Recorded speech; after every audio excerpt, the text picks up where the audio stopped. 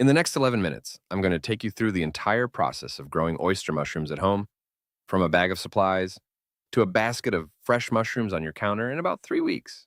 No garden, no greenhouse, no laboratory, and under $50 in gear.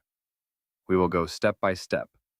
What to buy, how to prepare your substrate, how to add your spawn without contaminating it, how to colonize, how to trigger fruiting, and exactly when and how to harvest. Oyster mushrooms are the perfect first grow because they are fast and forgiving. So if you follow these steps in order, your odds of a successful first harvest are genuinely excellent. Let us get started. Let us gather everything first. 1. Oyster mushroom grain spawn, which is mycelium already grown on grain, ordered from a reputable supplier online around $25. 2. A substrate for the mushrooms to fruit from. And for beginners, the easiest is chopped straw or hardwood fuel pellets from the farm store. 3. A clean container with a few small holes for air, like a plastic bucket or a grow bag.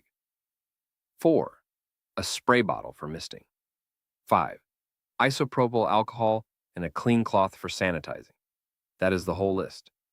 You do not need a pressure cooker or a sterile lab for oysters on straw. With these few items, you can produce several pounds of gourmet mushrooms that would cost you $15 a pound at the market. Before we touch anything, here's the 30-second mental model that makes every step make sense. A mushroom is not a plant. The living organism is the mycelium, a white thread-like network that spreads through your substrate and eats it.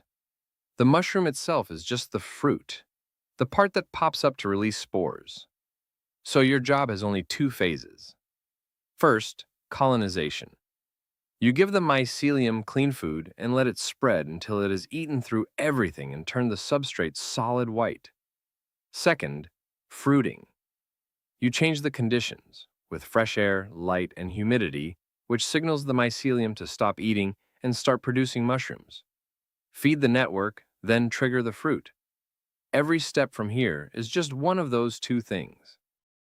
First, we prepare the food.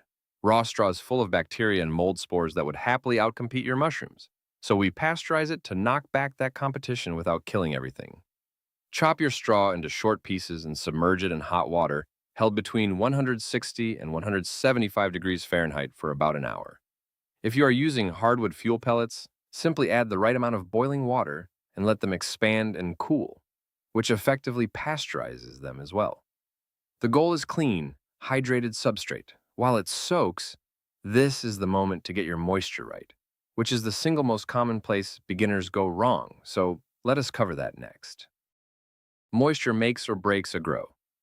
Your substrate should be at what growers call field capacity, damp all the way through, but not dripping.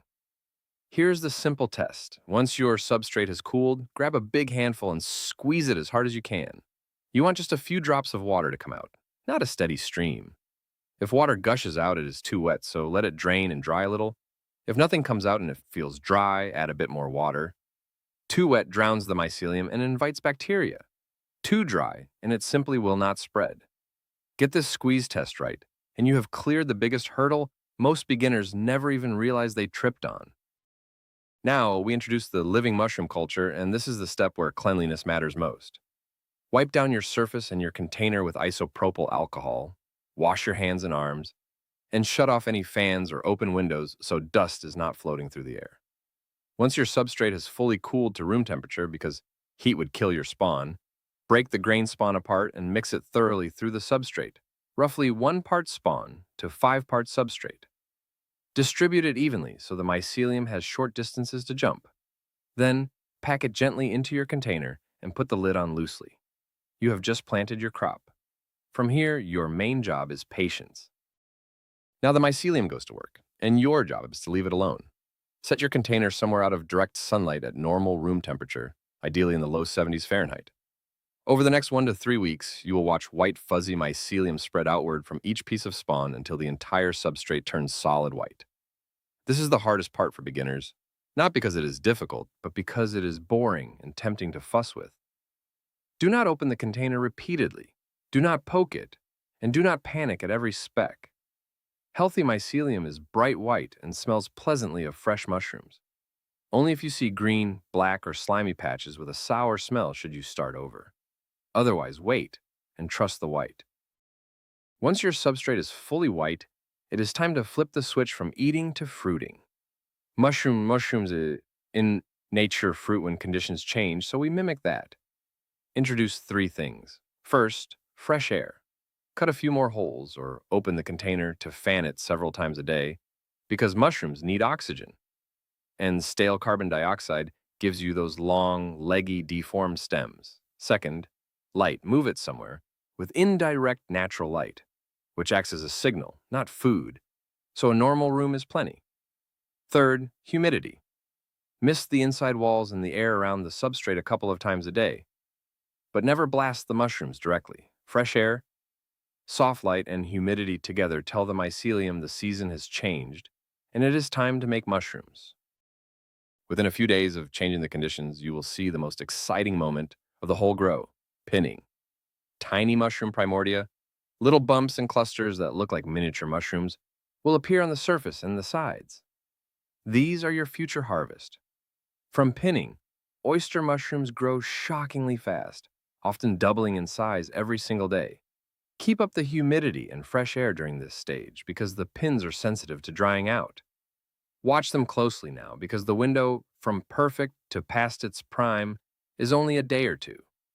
This is also when most beginners realize the hobby is genuinely magical, watching a cluster of mushrooms balloon out of a bucket in 72 hours. Harvest timing is the final skill. The sweet spot is just before the caps fully flatten out, while their edges are still curled slightly downward. Wait too long and the caps go flat, then turn upward and begin dropping a dusty rain of spores that shortens shelf life and makes a mess. To harvest, do not cut individual mushrooms. Instead, grip the entire cluster at its base and gently twist and pull it free all at once, which leaves less behind to rot. Harvest in the morning when the mushrooms are firm. Then brush off any debris and store them unwashed in a paper bag in the fridge, where they will keep for about a week, though they are best eaten fresh and pan-seared in butter. Here's the bonus most beginners do not know. You are not done after one harvest. A healthy block of substrate usually has more mushrooms in it. After your first flush, keep the substrate in its fruiting conditions and rehydrate it if it feels light, either by misting heavily or by soaking the block in cool water for a few hours. In about 1 to 2 weeks, a second flush of mushrooms will pin and grow, and often a third after that, each one a little smaller than the last. When the block finally stops producing or shows contamination, you can break it up and compost it, or use it to inoculate a fresh batch. One bag of spawn, several harvests. That is the real economy of growing your own. Let us recap the whole journey. Gather your simple supplies, pasteurize your substrate, dial in the moisture with the squeeze test. Mix in your spawn with clean hands. Let it colonize to solid white. Then trigger fruiting with fresh air, light, and humidity. Watch for pins. Harvest just before the caps flatten, and rehydrate for a second and third flush. That is the complete process. And oyster mushrooms are forgiving enough that you can stumble on a step and still succeed. If you want the full playbook, with recipes for every substrate, troubleshooting charts, and guides for lion's mane and shiitake once you are ready to level up, it is all in our Beginner's Grow Guide, linked in the description. Subscribe and grow along with us, and go start your first batch today.